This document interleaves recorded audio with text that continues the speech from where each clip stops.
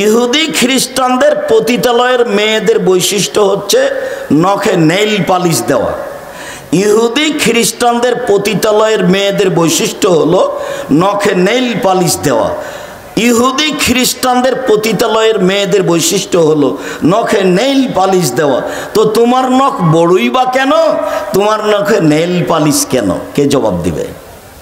আমি যদি তোমার বাপ মাকে অশিক্ষিত প্রমাণ করতে না পারি, আমি আব্দুর রাজ্জাক বিন ইউসুফ নিজের জেলায় বক্তব্য দেওয়া ত্যাগ করলাম, জিন্দেগিতে বক্তব্য দেব না।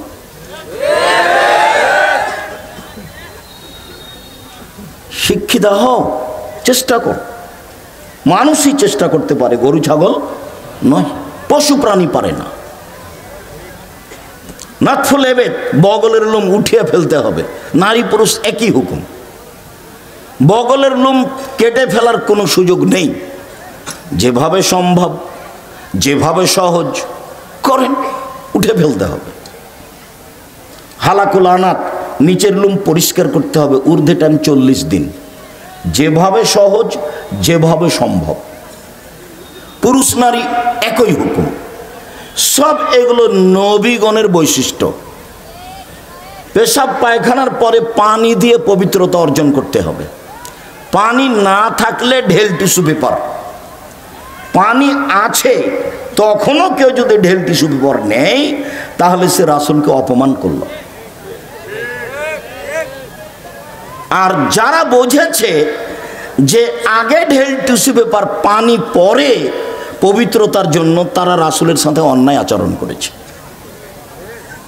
40 কদম হাঁটার তো কোনো প্রশ্নই আসে না। পায়ের উপরে পা উঠিয়ে খক খক করে কাশার তো কোনো প্রশ্নই আসে না।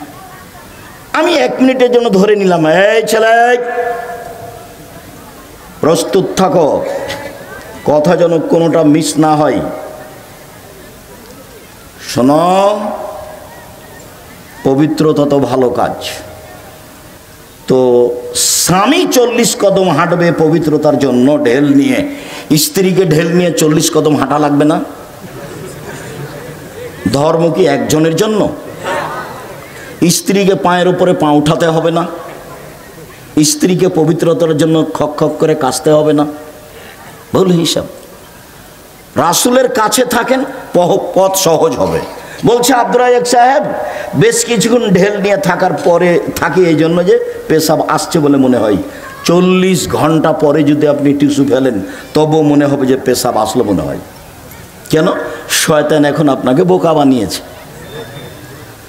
আল্লাহর নবী বলছেন যে মসজিদ থেকে বের হবা না বায়ুর শব্দ স্পষ্ট কানে না শুনলে, আর বায়ুর গন্ধ স্পষ্ট নাকে না আসলে।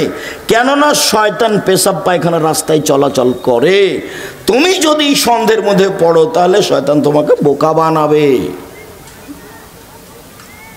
আপনি এখন বলেন যে পেশাব এসে যদি কাপড় ভিজে যায় তবু আর উজু করবো না, এই সর সর শয়তান সর, কাপড় ভিজে যাক, তুই সর এখান থেকে, তারপরে কোনো কথা। নইলে আপনি টিকতে পারবেন না।